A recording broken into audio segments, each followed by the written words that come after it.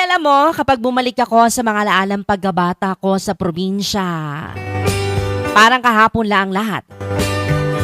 Yung simpleng buhay, yung bang mga bagay dati, Madi, na hindi mo pinapansin pero ngayon, namimiss mo na.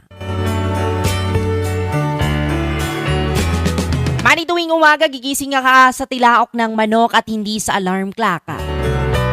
Tapos paglabas pa ng bahay mo ay mararamdaman mo agad ang labig ng simoy ng hangin at amoy na amoy mo ang halimuyak ng mga bulaklak at damo na basa dahil sa hamog. Yung tipong hindi mo na kailangan magmadali.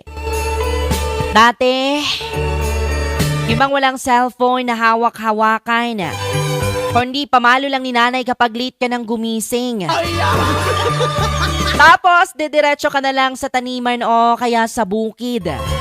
Yung tipong mag-harvest ka na lang ng prutas o gulay, mga kaibigan.